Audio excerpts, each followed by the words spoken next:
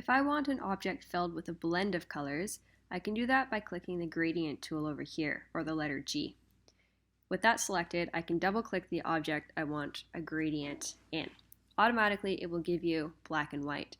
Now you can change the direction of this gradient. If you hover just outside that little square there, it allows you to change where you want that oriented. You can also click and drag to adjust that and the distances.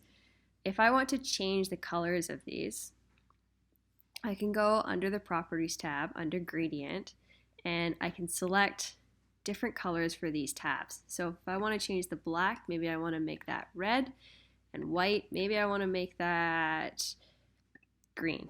Great, now we've got Christmas colors. A few other options I can do. I can make this gradient a radial gradient, meaning it goes from the center out, or I can make it this kind of gradient where you've got different points. So you can have more points, and each one of these points can be a different color if you want to have many different colors on your image and having them all blend together. It's kind of neat. If I go back to my regular gradient, red to green there, another thing I can choose to do if I want is add nodes in between. So if I want to add a color in the middle, I can just, with my cursor there, you see there's a little plus mark by it, so I can add a node there, and then I can give this another color. Now I've got a Rasta color. I can also adjust where the nodes are centered. If I want this object to be more red, I can skew it in that direction and change things there. You can also do this over on the Properties tab, sliding the gradients one way or another to make your colors adjusted exactly how you want them.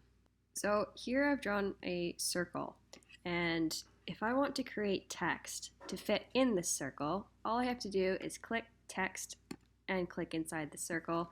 Now I can start typing in there, but if I type too much, it's going to go outside of the circle. So another thing I can do is, notice if I pause the cursor there, the text box is square. If I hover over the object on the edge there, it turns to a circle. So if I click that, now all the text is going to fit just within that circle. If I want text to follow the outside path of the circle, I can hold down on my Mac, it's the Option key. Hold down Option, and you'll see the text change to this little curvy line there. So if I hold and click there, now my text is going to appear around the outside. So I'm going to type some text here that I want.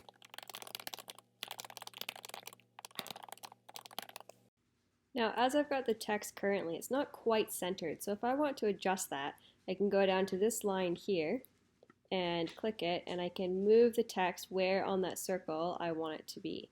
So I'm going to try to center it, which looks like that looks pretty good. Another effect I can add to the text if I want. That text is selected. I can go under Effect, and I can choose to stylize it. I want to make it pop a little bit, so I'm going to add a drop shadow. And you can choose how dark you want that, how much you want it off-sized, how much you want it to be blurred. I'm going to leave it as standard for now, but you can see it just gives a little bit of an extra pop there. I want to put an image in a circle underneath my text here. So I'm going to select the ellipse tool, and I will make an ellipse the size and shape that I want it to fit in there. So size it out. Great, that's about what I want. Now I'm going to choose an image that I want to fit there. So I'm going to move the shape that I want over top of the eyes of this tiger. Now I want to see what's going on in there, so I'm going to swap those colors around.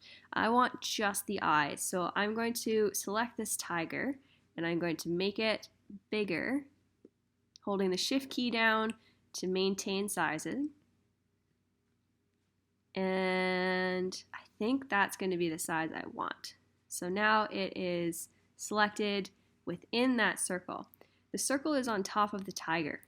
So if I want just those eyes and none of the rest of the tiger, what I can do is I can select both the tiger and the circle and right click, and I can create a clipping mask.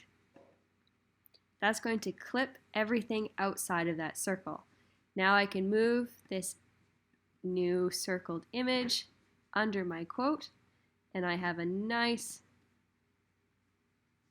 finished product.